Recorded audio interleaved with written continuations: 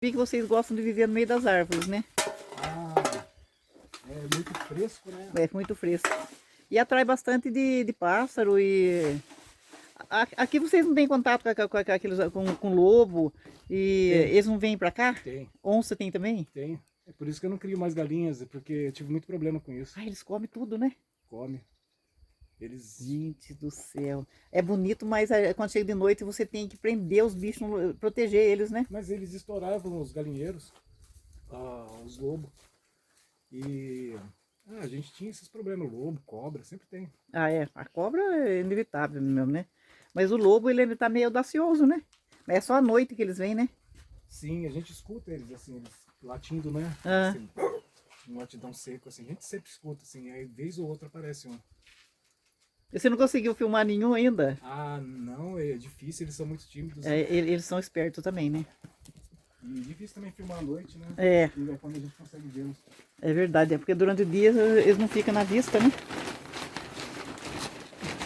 Esse bosque aí fica ótimo pra tomar. Fica pensando até, Oi. de repente ali embaixo, depois ali embaixo. Ô Fábio, aqui você vai fazer tudo de pau a pique também? Vai fazer tudo de pau a pique? Sim. Ah, vai ficar bem bonito, hein? Isso aqui vai ser uma parede de cordwood, que Ah. são essas madeiras. Aham. Uma janela grande aqui, abre em L. Banheiro, Esse é o projeto, né? área de serviço, máquina de lavar, O alicerce já tá tudo pronto, né? sim. É, tá muito bom. Eu vou te falar um negócio do cordwood, cara. O cordwood, ele pode ser bonito, mas ele não é muito prático. Pra parede interna ele funciona melhor. Interna. Porque se ele toma sol e umidade, ele trabalha muito e a madeira solta. Então para parede interna tudo bem, porque ele não trabalha muito. Eu vou pensar, aproveita. Aí é uma oportunidade, realmente. Teve uma outra oportunidade que daí o próximo trabalho que eu iria seria o metrô. Que quando caiu a casa do governador, esse é a última obra, faz um tempo já isso, uns 10 anos. Em São Paulo? Em São Na Paulo? capital, né? É. Pinheiros, foi isso? Acho que foi. Que era a próxima obra que eu ia. Então tinha essa obra da Receita da SERP, da Receita Federal, que foi 1.450.000, eu cobrei 50 para fazer, mais 100 de material. E o resto... Eu entendi, né? A máfia o cartel das empreiteiras, né? Como eles funcionam. Eles ficam com a maior parte, quem faz mesmo ganha muito pouco. E eu fiquei, aquilo começou a me fritar, separação, perceber como que era injusta, divisão.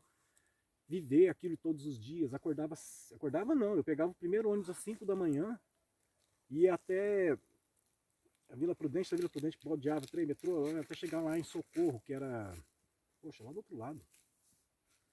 E aí eram 2 horas e meia de condução, mais 2 horas e meia para voltar, então é 4 horas do dia, aquela coisa espremida que um monte de sardinha, vivendo esse cotidiano. E aquilo eu achava muito indigno e aquilo estava me enlouquecendo, literalmente. Falei, cara, isso não é vida. Como é que a gente chegou nesse ponto?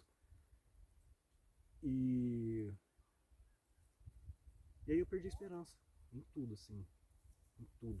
Eu perdi a esperança no futuro, porque eu percebi que o aquecimento global estava vindo, que as mudanças climáticas e que a gente estava cada vez mais destruindo com tudo, que a gente só pensa em lucro, mas só alguns que ficam com esse lucro. E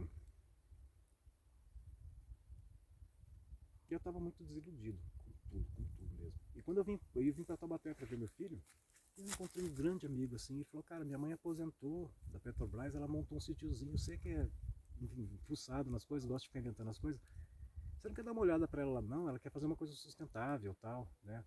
Adorei a ideia, fui lá, não, vamos fazer isso, vamos fazer aquilo, comecei a inventar, procurar na internet, né?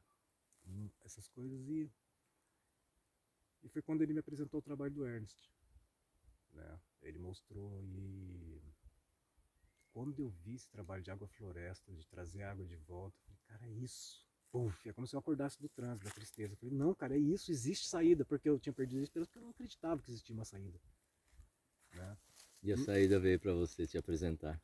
E aí eu vi que ele fez aquele sistema de transformar um lugar que era deserto em floresta, nascendo de novo. Eu não imaginava, falei, cara, isso é possível, como? Aí fiquei interessadíssimo pelo tema. E nesse mesmo tempo falei, não, vamos fazer isso. Eu peguei um pedaço do amigo meu lá e estava plantando lá os orgânicos. Eu montei uma lojinha, uma banca de orgânicos no mercado de Taubaté. E eu falei, cara, eu quero fazer isso. da vida. Eu quero reflorestar, eu quero plantar árvore, então vamos salvar o mundo, né? Vamos fazer isso. Era o sentido que eu encontrei para a vida. Aí eu pensei assim, poxa, mas eu preciso de uma terra. Eu disse, então, vou arrendar uma terra. Eu falei, não, arrendar terra não, cara. Alguma coisa antes de mim, não, tá errado esse negócio de arrendar terra. Curiosamente, no mesmo dia em que eu fui para pleitear a vaga de orgânico no mercado de Taubaté, que é super disputado, um cara morreu e deixou a vaga. Eu entrei na vaga dele. Foi no mesmo dia. No dia. E nesse mesmo dia, uma amiga que me convidou para vir para cá, eu estava desesperado, que ela tinha sumido por tempos. Eu falei, cara, será que aconteceu alguma coisa? Ela me manda uma mensagem no Facebook. Nem tinha as outras redes, né? Eu não usava o WhatsApp nessa época. Fábio, tá saindo umas terras lá em Lagoinha, acho que é a sua cara. Eu falei, puxa, é isso que eu quero fazer. Eu quero ir pra terra, eu quero, né, reflorestar, eu quero fazer isso. Ah, mas é com MST. Eu falei, opa, o que é MST? Você nunca tinha ouvido falar? Já, mas naquela novela, O Rei do Gado, essas coisas, pouco, né? E sempre ouvindo falar mal, é claro. Né? Eu preciso saber melhor disso. Aí fui lá no Google, né? O Google é meu servidor, nada me faltará, e comecei lá a procurar as respostas que não tinha, né? Como sempre. Aí vim pessoalmente ver aqui, e quando eu cheguei, eu fiquei muito, não sei, eu senti dentro de mim, assim, sabe? Esse lugar aqui, eu falei, nossa, isso é muito legal. E vi o povo acampado. Falei, caramba, isso aqui é um. Isso faz quantos anos? 8, 8 anos. 8 anos. Eu falei, cara, isso aqui parece aqueles acampamentos de resistência, no, sabe, em locais de guerra, ou coisa assim do tipo. Foi uma imagem que eu tive, mas o pessoal estava unido ali, a gente filmando à volta de uma fogueira, conversando. Estava ali na sede, não? Perto do Não, a gente acampava na beira do rio, ali na na beira do rio, beira do rio, na várzea. na várzea, o acampamento. Aí eu me juntei à luta, feliz da vida. Passou um mês. Mas peraí, e a banca lá no mercado?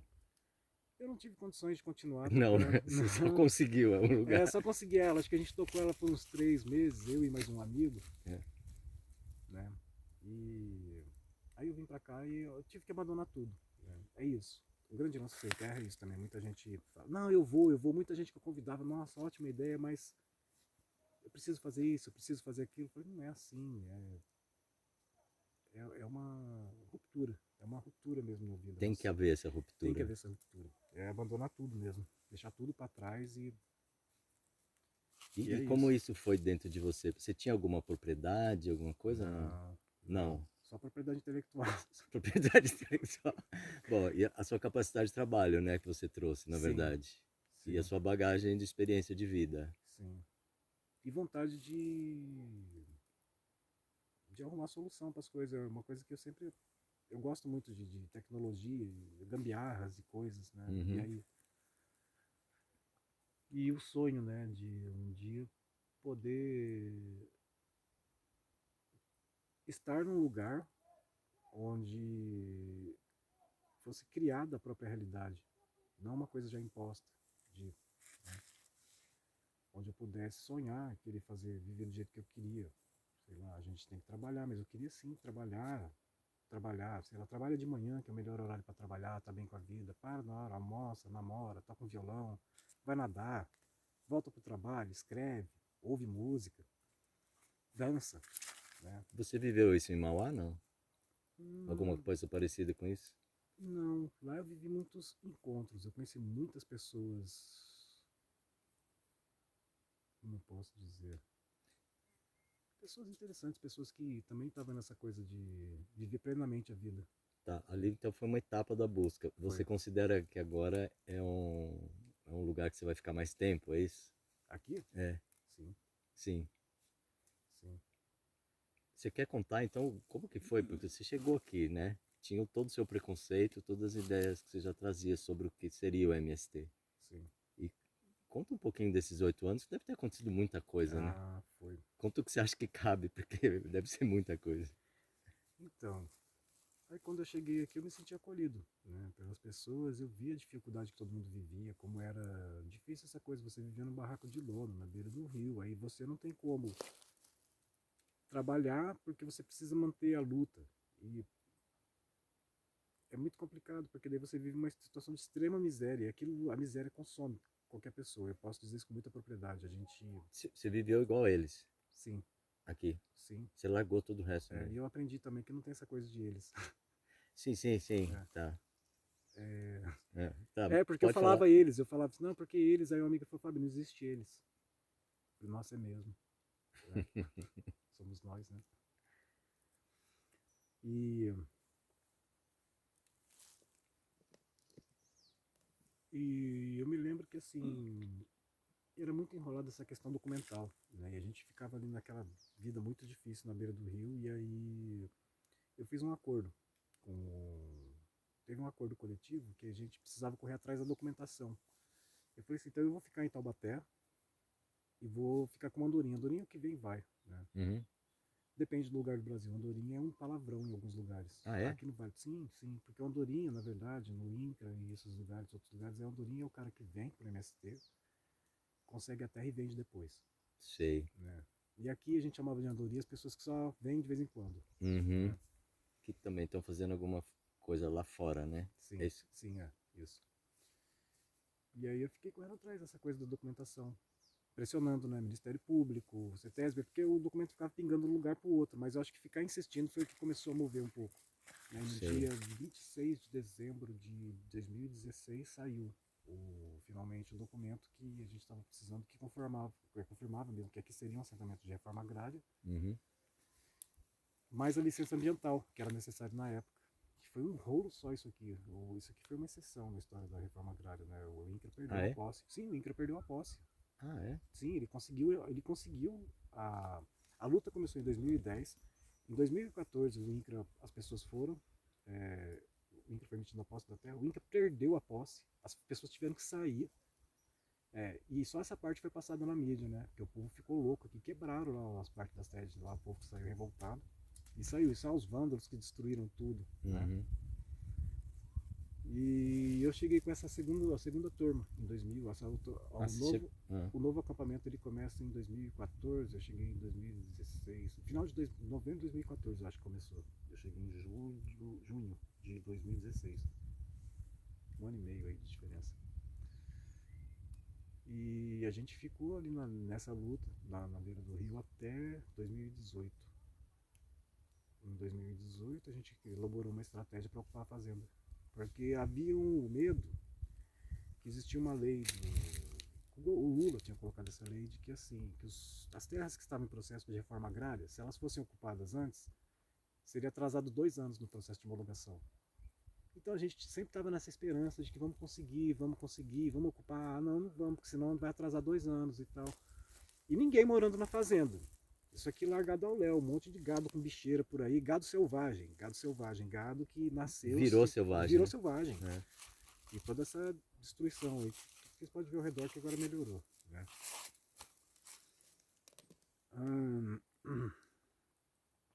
Em 2018, a gente elaborou uma estratégia de ocupação, que foi quando veio o deputado Ivan Eder, o falecido Ivan Eder. Ele ajudou muita gente nisso, porque a gente ocupou a sede da fazenda nesse dia e o deputado veio no dia seguinte. Então veio o jagunço da fazenda ameaçar de morte. Você está me ameaçando, você sabe com quem está falando? Eu sou o deputado. Você vai me ameaçar mesmo? Não, mas eu não sei o que. E o cara baixou a bola, então isso garantiu um pouco a nossa segurança. E eu acho que aqui sorte é uma coisa.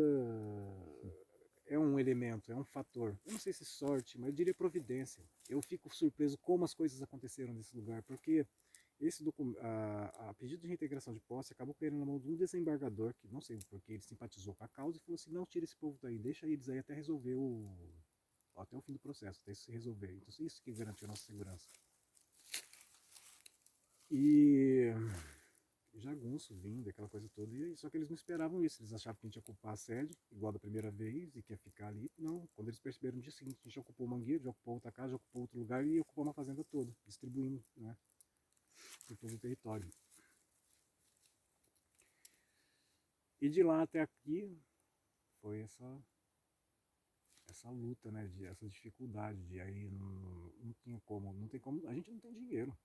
tem dinheiro, não tem como, você não tem como sair para trabalhar, você não pode abandonar aqui, então ficou uma coisa muito primitiva. E aqui não tem energia elétrica, né? Não tem energia elétrica, não tem nada, não tem água, muita gente não tinha. Tinha gente que muito drama com água, não tinha acesso à água. Né? Porque aqui, por exemplo, eu puxo uma água que vem da montanha lá em cima da nascente, eu tive que colocar 1,5 km de mangueira. E se você não tem dinheiro, onde você vai arrumar 1,5 km de mangueira? Então é assim, faz um bico aqui, fazia outra coisa ali, eu faço cerâmica, aí junta um pouquinho aqui, junta um pouquinho ali, compra uma mangueira, passa um mês, compra outra, passa um mês, compra outra, e assim, é muito lento, porque é muito precário, e isso acaba com a vida das pessoas, penso eu. Porque outro dia eu estava trabalhando aqui e eu percebi, falei, cara, eu tô há 8 anos aqui sofrendo com essa coisa toda, frio, necessidades, isso, aquilo. Isso aqui devia ser uma coisa que devia ser no máximo em um ano, porque a gente está lutando por uma causa certa, que é para a alimentação do povo, que é para a diminuição da desigualdade social, para corrigir essa injustiça que foi feita com a terra, né? Desde lá dos portugueses, essa coisa da capitania hereditária foi um crime. Chegar matando todo mundo e não, essa cidade é sua, essa cidade é sua, essa cidade é sua. Né? E essas famílias se perpetuam até hoje. É um absurdo, é um absurdo o Brasil ser um país do tamanho de um continente e ter gente e ter sem terra, e ter essas fazendas gigantes ocupadas e improdutivas e pessoas que querem trabalhar e não tem como trabalhar, e enfim. Meu sangue ferve quando eu penso nisso.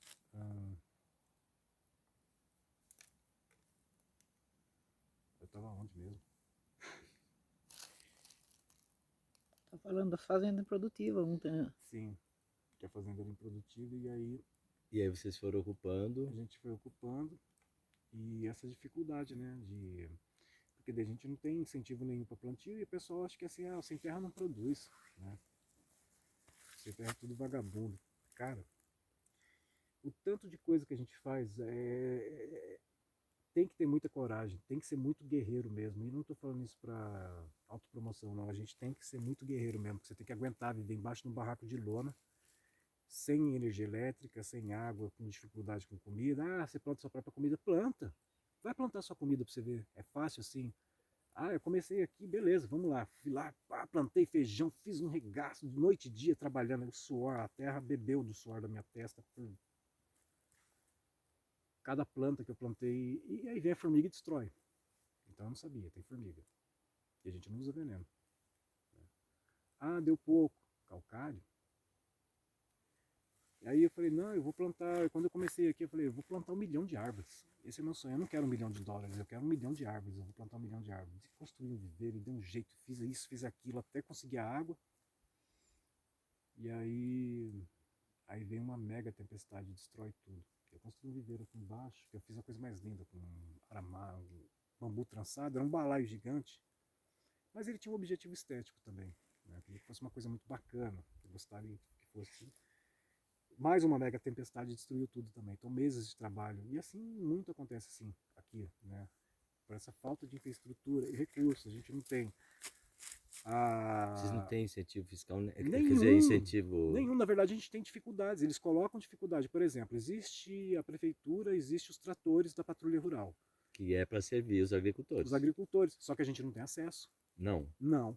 Porque não. vocês não existem para eles. Exato, não, a gente existe, só que, né, É. não podemos fazer isso e tal. Escuta, E tem... eu falei assim, isso é coisa de boa vontade política. Falei com o prefeito, falei, cara, eu conversei com o superintendente do INCRA, ele falou, existe algumas cidades que eles fazem isso é um problema de boa vontade política. Ele olhou com aquela cara torta assim, não, porque não, a gente pode se enroscar, então melhor não.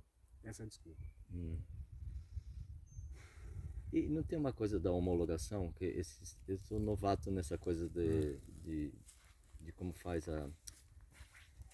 Eu não sei qual é o nome. Esses termos jurídicos, né?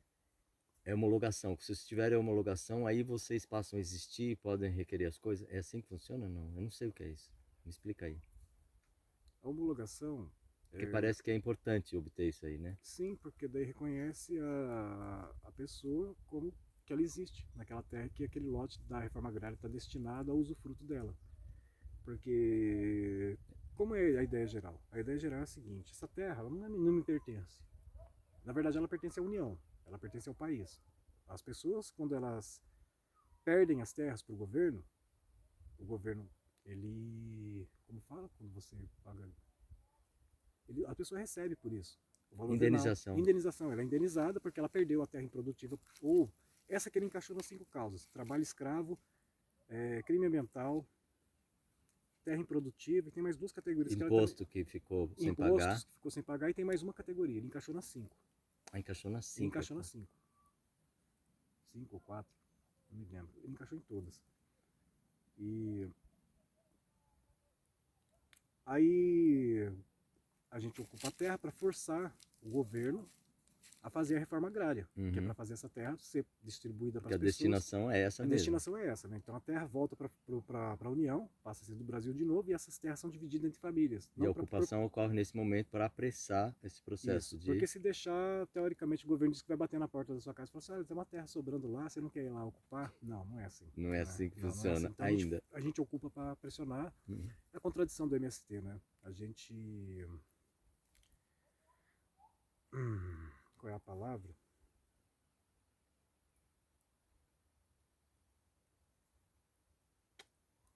Não é que a gente descumpre a lei, a gente descumpre a lei para que a lei seja cumprida, né? Esse é o primeiro paradoxo do MST, né? A ocupação que caracterizaria uma invasão, Subversão. é isso? Subversão. A gente subverte a lei, a gente ocupa Para poder fazer valer a para lei. poder para a lei que seja cumprida. A gente ocupa para Entendi. que a lei seja cumprida. Tá. Então não tem nada de lutar, não é um crime. Lutar não é crime. Uhum. A gente luta para que a reforma agrária seja feita, para que as terras tenham o seu destino para onde elas tenham que ir. Legal. Já que elas saem da terra improdutiva, dessa questão, e voltam para o governo, para as famílias, então a gente luta para que isso seja feito de fato. A gente só luta para que a lei seja cumprida. Uhum. Só. Não só, né? Tem muito mais coisa. Ô, Fábio, e a reforma agrária, o pessoal que participa dela? Vocês fazem uma espécie de um cadastro lá antes? Como é que é? Vocês entram assim nas terras só sem ter nenhuma, nada escrito lá fora? Como que funciona? A gente sabe das fazendas que são perdidas, né? Aí a gente ocupa essas fazendas. Porque isso é público, né? É público, porque daí são terras públicas. A gente ocupa essas terras para que essa reforma agrária seja feita, para pressionar o governo para que ele não enrole tanto. E ele enrola, mesmo a gente em cima fazendo pressão, né? A gente está aqui há 8 anos. Quando há esse reconhecimento e a seleção das famílias que vão ficar na terra, daí aí sim é a homologação.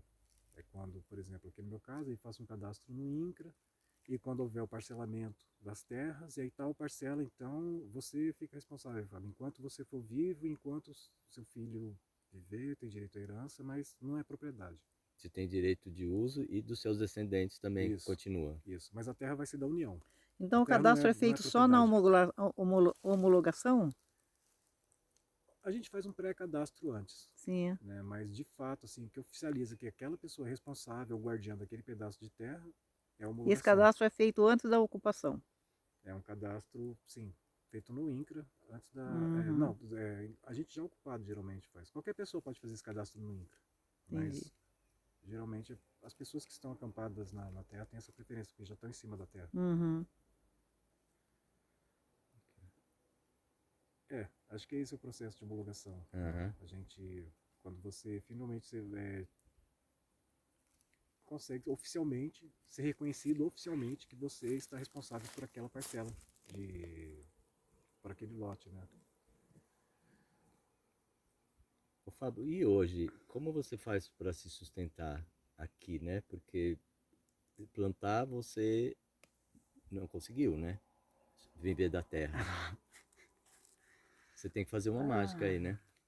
Porque a gente não tem um monte de coisa, cara. Não tem transporte, a gente é muito longe da cidade, aí não tem o transporte para levar as coisas. Então a gente plantava um monte de coisa, perdia. Com aquele sonho. O sonho é lindo no começo, só que vai cansando. Aí eu plantei aí, era para ter colher 1 tonelada de feijão. Nossa, rato comeu. Eu plantei grão de bico, era para colher quase meia tonelada mesmo de grão de bico. Plantei todos os campos lá na mão, na maquininha, dia e noite trabalhando. E na hora da colheita teve um monte de problema de beneficiamento, né? Armazenamento. Nem sabia nada disso. E essas coisas vão cansando. Foi assim com grão de bico, com feijão, com tomate, com as mudas, com um monte de coisa. Café. E no meu caso, né, eu faço cerâmica. Eu trabalhei também na construção civil no começo, né? aqui, eu saía daqui, às vezes ia para Taubaté para alguma obra, fazer alguma obra, Aham. para, né, para levantar um dinheiro para voltar para investir aqui. Então, é isso. Muita gente faz isso. Eles trabalham, muita gente mesmo trabalha na construção civil, inclusive. Vai, faz um servicinho, pega um dinheirinho e volta. Você compra lá, você compra comida para passar um tempo, mais uma mangueira, ou mais uma lona, uma madeira, alguma coisa. E assim, muito devagar, a gente vai indo, né? Na hora que sair a homologação, você acha que vai ser mais simples viver daqui, né? Mais fácil, mais viável? Olha, logo depois da homologação não, mas a gente tem acesso ao Pronaf, por exemplo, né? Um Ah, programa de créditos, a gente tem então. acesso a tratores da prefeitura, que inclusive vem um trator para cá, do INCRA, para a cidade usar. Só que aí a gente vai ter acesso a esses tratores, né? Hã? Porque eles sempre dificultaram a gente ter acesso a isso. Certo. E com conhecimento técnico também, né? Hoje a gente tem mais conhecimento, mas não tem a infraestrutura para poder fazer. E vocês não têm nenhuma ajuda lá de fora, tipo assim, agrônomo, que vem dar uma orientação? Sim, geralmente a gente tem cursos, a gente está sempre aprendendo assim, mas o difícil mesmo é porque não é tão simples, na verdade é simples, não é fácil, é difícil isso.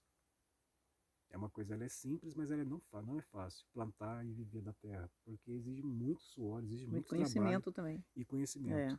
E às vezes tem coisas que a gente não prevê, uma geada, por exemplo, onde a gente está aqui, não tem geada. Gê. Tem geada. Eu perdi aqui um monte de coisa já com geada também.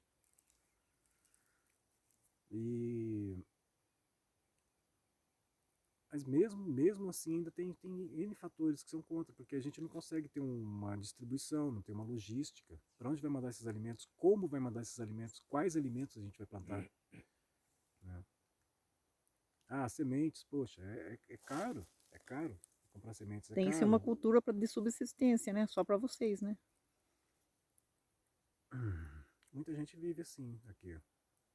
Tem gente que é cultura de subsistência mesmo. Tá lá Uhum. enfiado no meio do mato lá, sobrevive do jeito que dá, plantando, colhendo só para si ali, Só do para tanto que si. dá, esperando, né, quando a gente tiver acesso aos os créditos e recursos para poder expandir a plantação, para ter condições de você ter um sistema de irrigação, condições de você ter acesso a máquinas mesmo, né? Porque com esse pessoal aqui dá para vocês fazer espécie de uma cooperativa, não dá?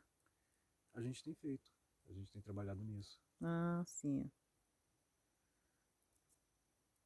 Mas é muito difícil.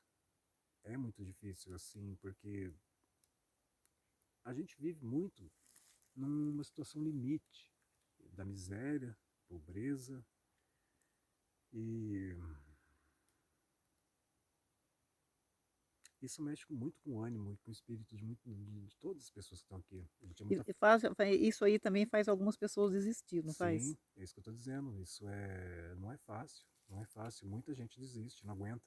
É porque eles vêm para cá naquela empolgação, depois vê que não é nada daquilo, né? Olha, eu não sei porque eu não desisti. Sempre, muitas vezes já pensei em desistir.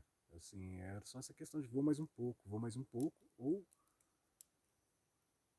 como da última vez, que é tipo assim, nossa, já tô aqui mesmo, né? Vou continuar. E às vezes essa coisa de vou continuar se estende por anos. Ontem, eu tava com um amigo, ele falou assim, ah, você não quer ir lá me ajudar a fazer o... Preciso lá esticar o barraco porque vai vir as águas, né? Eu falei, vamos lá. Daí falei pra ele, mas por que você não faz assim? Ah, não, é só um provisório, só pra aguentar mais uns 3 anos, né? 3 anos. Claro que ele tava brincando, mas ele tava nessa piadinha que era verdade, né? Porque o nosso provisório, nossa, né? Já faz tempo que tá, Faz né? tempo, né? É moradia improvisada, né? Então, viver nesse tipo de improviso, a gente vai mudando a nossa, acho que até a nossa própria cosmovisão de mundo, a gente muda, né? Isso fica,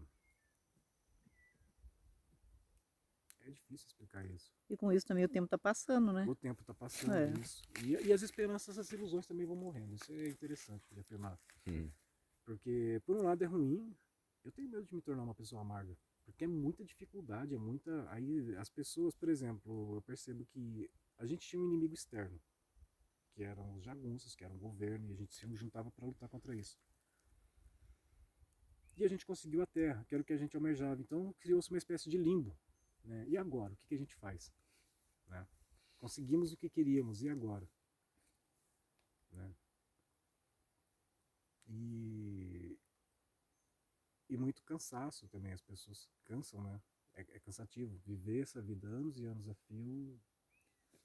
Não é que a pessoa é vagabunda, é porque você, sabe, chega uma hora que você fala, eu não vou fazer porque o que adianta? Por exemplo, eu podia sair de novo, fazer de novo as mesmas coisas que eu fiz outra vez. Beleza, então vou pegar aqui, vamos junto uma meia dúzia, vamos trabalhar, vamos fazer tal coisa, e aí depois você vai falar, mas o que eu vou fazer com isso? Para onde eu vou mandar esse alimento? Não Meu tem amigo, incentivo, né? essa é uma das coisas, né? Hoje, aí a gente trabalha muito nos SAFs, né? Que daí o SAF é uma coisa que a gente vai fazendo manutenção e eles vão crescendo até chegar uma hora que ele possa ser Produtivo e produtivo e lucrativo. lucrativo, sim. Então os SAFs, eles são o melhor, assim. É um investimento desse momento, Isso. que é esse mutirão que a gente viu agora. Exato. Esse mutirão agora. Então, e o SAF, assim, depois de 5 anos ele tá legalzinho. Né? Uhum. Escuta, e esses editais que você conseguiu para fazer 2 documentários, né? Sim. Eles vão te dar um dinheiro que vai te ajudar a viver enquanto você realiza ele? Só Deus Já sabe. respondeu, Ai, isso eu não sei, uma piada de mau gosto. não é nem de mau gosto, ela é tão engraçada, é tragicômico. Chega a ser, é tão trágico que é cômico. Porque é um dinheiro tão ínfimo, tão ínfimo, tão ínfimo que veio, porque é uma cidade muito pequena. E essa lei chegou a todas as cidades do Brasil, 5 mil municípios. Quase os 5 mil municípios tiveram acesso ali para o Gustavo. Só que pelo tamanho da cidade chegou muito pouco dinheiro aqui. E esse pouco dinheiro que chegou, eles resolveram dividir. E eu falando, cara, já é pouco, como é que vocês vão dividir isso? Não, porque a gente quer alcançar o maior número de trabalhadores possível. Eu falei, gente, vocês não são da área do cinema, funciona assim. Se você diminui muito o orçamento, você vai diminuir o número de trabalhadores, por exemplo. Aí eu falei, é como construir uma casa. Você precisa de um arquiteto, de um engenheiro, você precisa de um pedreiro, você Se for precisa de um fazer várias telhadista, casas, você de um vai ter quem pintor. para construir, né? E eu falei, é exatamente a mesma coisa. Um filme, o diretor seria o arquiteto, o engenheiro seria o produtor. O cara que levanta as paredes é o cinegrafista, e por aí o cara do som é o pintor, e assim vai, a mesma coisa. Se você, vamos supor, se for, você vai perguntar quanto custa uma casa, custa 50 mil para construir, você fala, nossa, que cara, você pergunta para a pessoa, 55, então você percebe que está ali meio dentro. Dá para fazer uma casa com 50 mil. Ah, mas eu vou dividir em 3. Dá para fazer 3 barracos.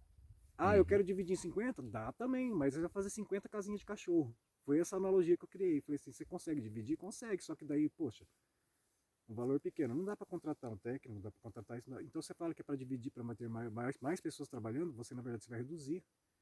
Então, ao invés de você ter, por exemplo, 20 pessoas trabalhando em um filme, você vai ter 9 pessoas trabalhando em 3 filmes de baixíssimo orçamento, que daí não consegue ter uma qualidade. Ou seja, mau uso do dinheiro público. Esse foi o meu argumento.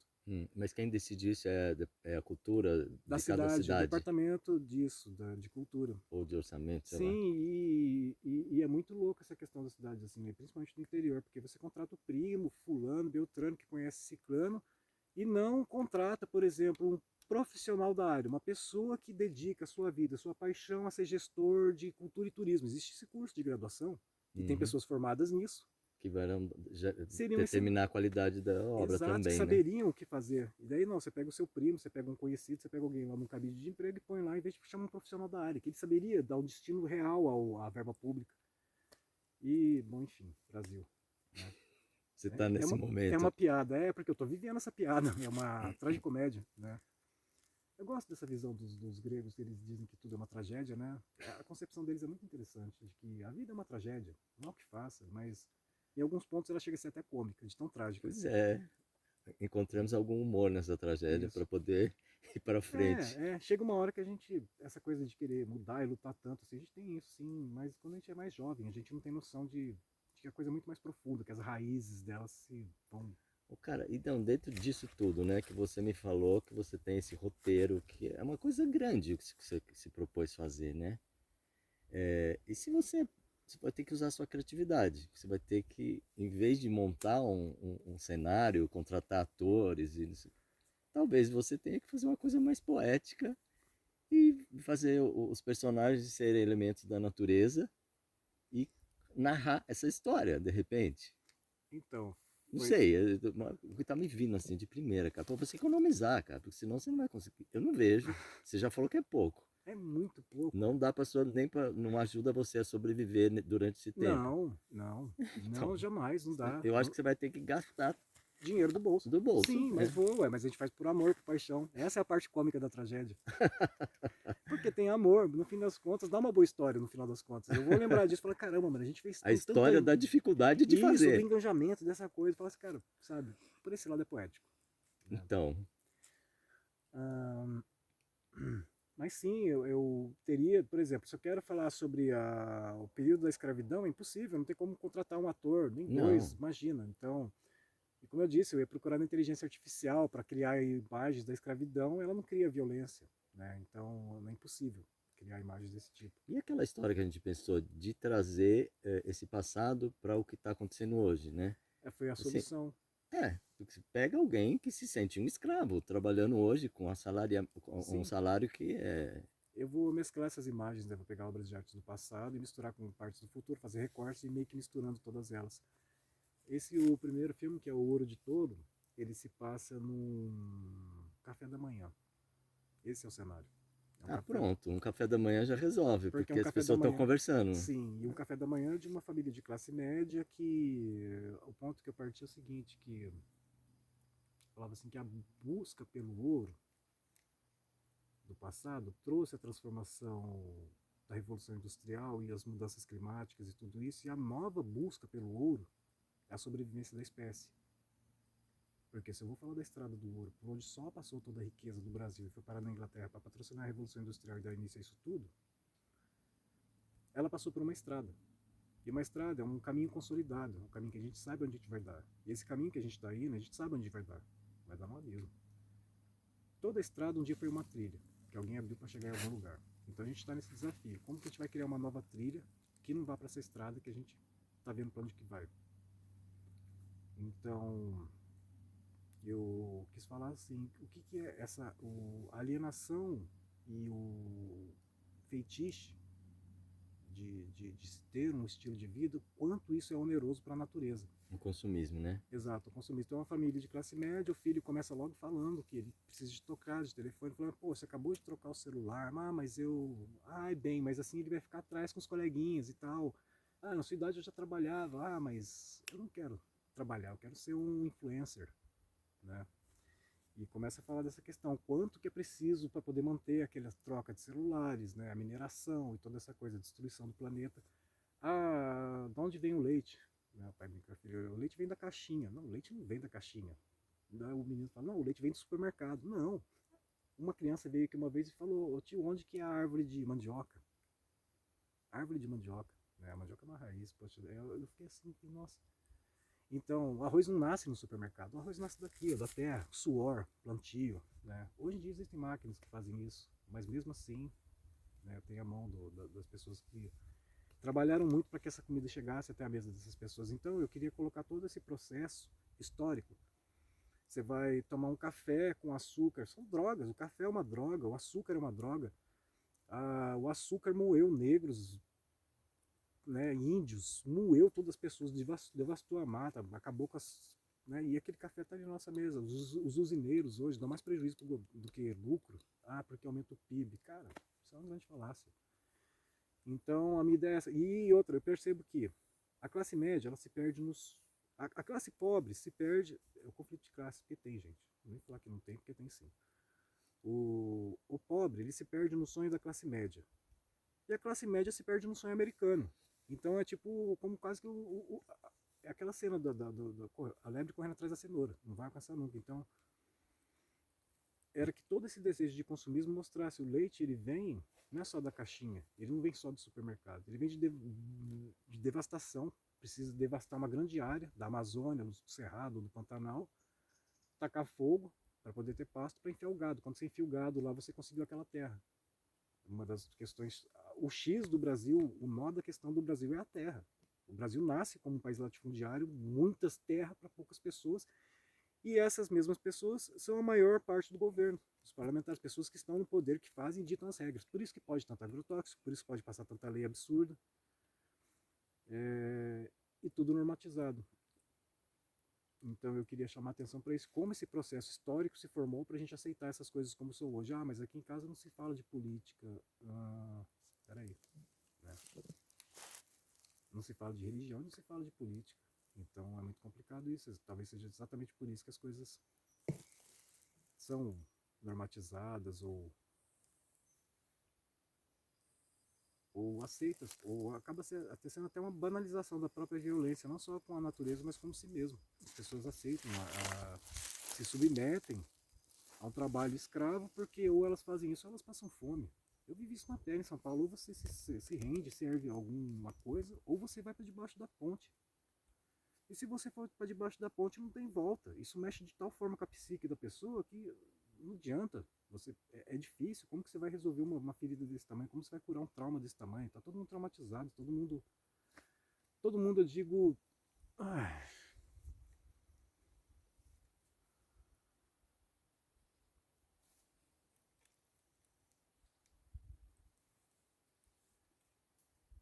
todo mundo que está preso a isso, todo mundo que alimenta isso, que essa coisa que por mais que a gente não concorde com isso, a gente sempre continua trabalhando para alimentar essa coisa. E ela continua, e ela cresce, ela é uma devoradora de mundos e... Dentro desse quadro, onde você acha que tem um fiozinho para a gente começar a puxar para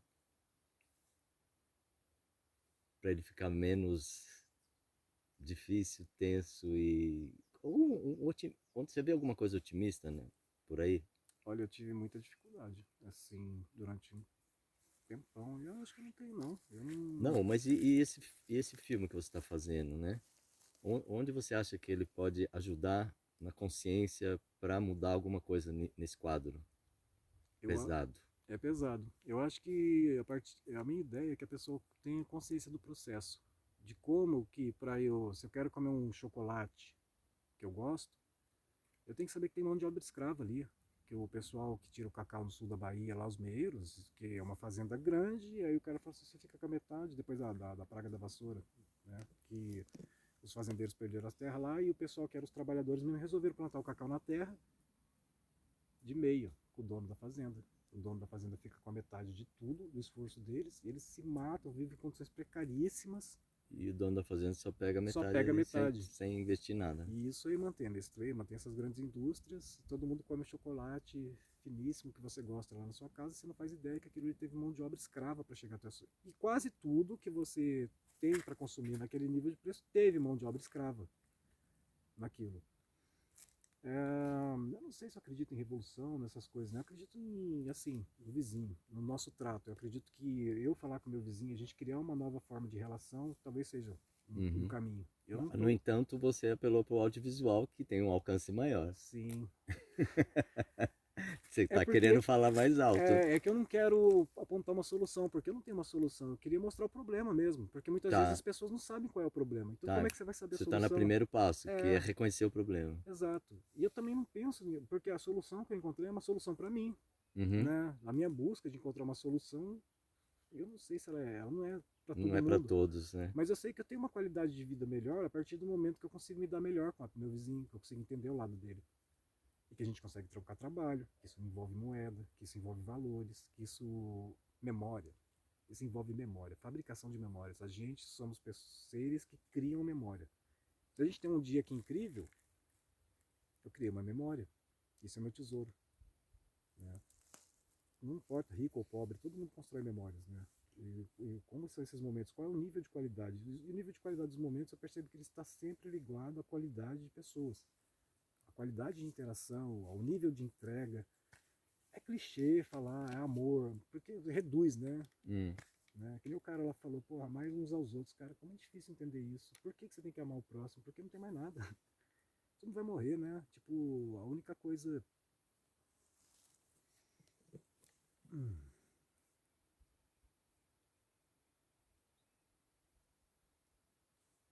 Tudo vai acabar. Tudo é indiferente. Tudo é indiferente essa nossa busca. Tudo é indiferente a Efêmero. Nossa... Efêmero, exato. Tudo vai passar. A única coisa que resta é um ao outro. É os momentos que a gente vive um com o outro. É a única coisa que existe que é mais próximo do que alguma que a gente pode chamar de real. Então, acho que essa qualidade das nossas interações, as coisas que nós compartilhamos, as coisas que nós acreditamos, isso faz uma Uhum. vida melhor. E eu acredito que é um dos caminhos para. Porque eu acho que assim, parece que a gente está na Berlinda, assim, essa é a última geração. Eu acho que a gente está vivendo um momento histórico muito importante da humanidade, porque assim, que é o último momento de fazer alguma coisa. A gente vai mesmo para o caminho da destruição, que parece que vai ser isso mesmo, que não tem jeito. Mas também é o último momento que a gente pode criar alguma coisa ainda, porque penso eu que daqui a uns 30 anos, sei, né, sabe-se lá o que vai acontecer, vai ser mais difícil ainda, mais para frente, fazer alguma coisa. Quando a coisa estiver mais consolidada ainda, né? Agora com essa questão do capital de vigilância, né? O capitalismo de vigilância, onde todas as pessoas, os dados é o que vale o Ah, dinheiro, e sim. a formar a opinião das pessoas, então fica muito mais difícil chegar e as pessoas entenderem o processo, porque as verdades vão ser uma coisa homogênea, né? O que a internet disser é verdade, e as pessoas acreditam, vão acreditar nisso, então você pode criar uma verdade ali, Uhum. né? E é uma parede, uma prisão intransponível, né? Uma prisão invisível, onde as pessoas estão presas dentro de conceitos que elas foram induzidas a acreditar e levar a vida nesse sentido. É, um 1984 consolidado. Isso. E curiosamente, né, ele escreveu em 1984, mas ele errou a data, era mais longe do futuro que ele tinha visto, né? É, mas ele intuiu, né, ali, que estava caminhando para isso. Acho que foi isso. Sim, Isso que é o papel do artista, acho, né? Perceber a coisa começando no germe para dizer para onde está indo. exatamente. E um dos pontos que é importante é essas pessoas entenderem, porque o sem terra não presta, o agro é bom. Cara, é tudo uma verdade fabricada. Não existe a verdade. A verdade ela é o jogo de poder. Quem que diz a verdade? Quem tem mais poder, né? Pode ser, eu não quero arrumar rolo falando isso, mas pode ser a igreja, fala uma verdade e as pessoas acreditam nisso por muitos anos. Essa é a verdade que ela impôs sobre o indígena, sobre o negro, que ela impôs sobre nós, sobre a culpa, sobre isso, sobre aquilo. É uma verdade imposta para dominação. A mesma coisa agora a internet, mudou só o. Né? Então vamos dizer que o agronegócio é o que sustenta o país, que o PIB é o que liga e E toda cadê a essa. divisão disso, né? Uhum. E que o sem terra não presta, que o sem terra é um problema, que ele é ladrão, que ele é isso, que ele é aquilo, porque é uma verdade porque na verdade é um dos poucos movimentos que luta contra isso. É a resistência. É a resistência. A gente vai lutar até o fim, até onde a gente conseguir para que, né, que a gente não seja massacrado, que a gente continue tendo o direito de ser humano, de poder estar na Terra, de poder se livrar dessas algemas invisíveis, né, que aprisionam a nossa mente, o nosso corpo, a um trabalho, um escravo para alimentar uma máquina de destruição do mundo. Então, eu encontrei esse caminho. Eu queria trabalhar na Terra, fugir desse sistema, não fugir, mas fugir no sentido de não ter que colaborar mais com isso e fazer alguma coisa que eu acredito e ter um certo prazer. Então, eu não sei qual é a resposta. Né? Como é que a gente vai parar as petrolíferas, como é que vai parar com o grupo Meta, que vai dizer quem é, porque você coloca e tira o presidente agora do jeito que você quiser, né? As redes sociais, a inteligência artificial. Não vou lutar, como que eu vou lutar com essa coisa? Mas o que eu vou fazer, olha, gente, que eu sei que a coisa aconteceu mais ou menos assim, ó. A gente chegou nesse ponto.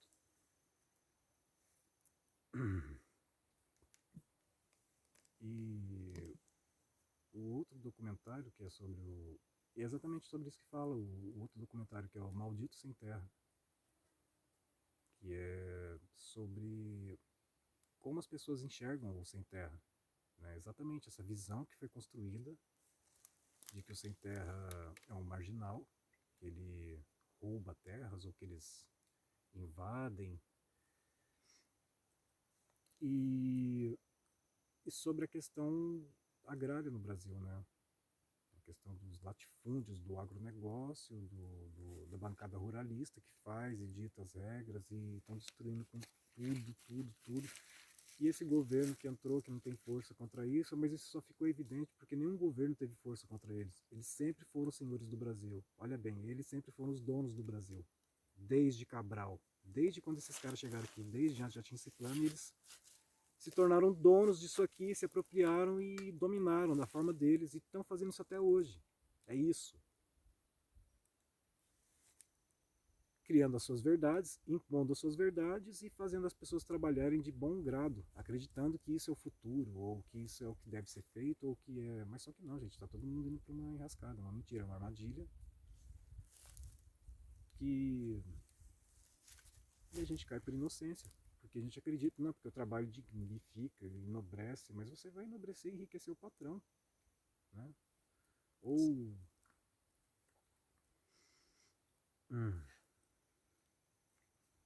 ou contribuir para que essa coisa continue assim, né? Acho que a partir do momento... Eu gostei muito de aprender. Eu aprendi recentemente que a palavra revolução, ela não tem a ver com você destruir o que está feito e fazer outra coisa. Revolver, né? Como se... Eu imaginei assim, né? Como um balde. Você gira a água, ela vai tomar uma força. Qualquer coisa que você colocar ali, ela vai aumentar essa força. E isso vai aumentar, vai continuar esse processo. Só que quando você faz um movimento voltando, isso vai mudar. É uma revolução. Então não seria... Seria tipo dar 2 passos atrás, né? Em vez de a gente continuar nessa maluquice frenética, se a gente conseguisse dar 2 passos atrás e ver para onde a gente está indo, em vez de só continuar indo, eu penso que seria uma possibilidade de salvamento do próprio ser humano de si mesmo, do seu destino cruel ou... Não sei se eu sou otimista a ponto de acreditar que isso vai acontecer mesmo, mas até onde eu conseguir viver isso tá bom, assim, sabe? E até onde eu conseguir... Porque tem muita gente boa fazendo muita coisa em vários cantos do mundo. A gente tem os meios de comunicação em massa, eles sempre foram dominantes, né? Mas hoje está nascendo muita resistência também dentro desses espaços, né? Da narrativa, a luta pela narrativa, de essa verdade, ela não pertence só mais a um grupo que vai dizer essa verdade para que as pessoas sigam. Agora existem outros grupos dentro desse espaço, né? Questionando a história e tentando contar uma outra história, né? É essa a ideia. Eu queria contar Eu acho que já está tudo dito. Eu tô sentindo que chegou também. E aí, eu queria saber se a Agostinha quer falar alguma coisa. Não, o Tá bom? que eu tinha para perguntar para ele, eu perguntei, Já né? perguntou? Sim. Bom, então só posso te agradecer, Fábio, e se você quiser falar mais alguma coisa, porque às vezes você falando você pode sensibilizar, motivar algumas outras pessoas para esse seu trabalho documentário mesmo, né? Eu tô pensando.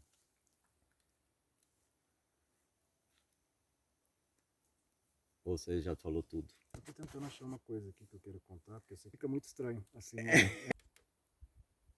eu acho que não é difícil aprender. Eu acho que o difícil é desaprender. A gente aprendeu um monte de coisa que a gente sabe que não vai dar certo. E a gente ainda está em tempo de desaprender, desconstruir, para voltar a valores muito simples. Quando a gente era criança, a gente sabia qual era o caminho. A gente sabia o que era, a gente quer amor, a gente quer estar bem com as pessoas. E todo mundo sabe que parece que essa coisa que nos circunda não é real. O amor é real. Assim como a gravidade, assim como A fome. a fome. Sim, e embora todo esse cenário, né, trágico, pareça que não tem saída, ele tem sim. Um dia eu não achava que não tinha. Eu achava que não tinha saída. Existem saídas. Existem sim. E tem muita gente fazendo muita coisa em muitos lugares do mundo. Inclusive a Cratere, né? Acabamos nem falando disso. Mas tudo bem. E a gente não precisa de um grande movimento de várias pessoas revolucionando o mundo. Basta você passar a ver isso dentro da sua própria vivência, ou a convivência com o seu vizinho, ou bem tratar alguém. Bem tratar, a gentileza é uma arma muito poderosa. Eu descobri que a principal arma da revolução é a... Gente, qual é a palavra? Às vezes eu esqueço as palavras.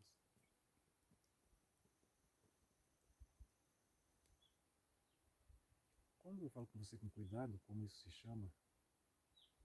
Delicadeza. Delicadeza. É? Delicadeza. Essa palavra? Essa é a palavra. Eu descobri que assim, a gentileza é uma arma muito poderosa, porque isso transforma não só o nosso mundo ao redor, mas transforma a gente também. A gente passa a ter um olhar melhor para a vida. E a delicadeza é a chave da revolução. Já que a força bruta nos trouxe até aqui, ó, a delicadeza é a chave. a delicadeza de sentir o outro, né, as suas dificuldades. Todos nós somos vítimas, vamos dizer, nessa história toda. Todo mundo, a gente aprendeu um monte de coisa errada, sabe? Então, entender isso acho que é um grande passo para a gente poder perceber que não é o outro que está errado. Não tem essa coisa, está todo mundo perdido. A gente veio de um mundo onde já está tudo encaminhado assim, mas a gente pode construir a partir desse lugar que a gente está mesmo. É como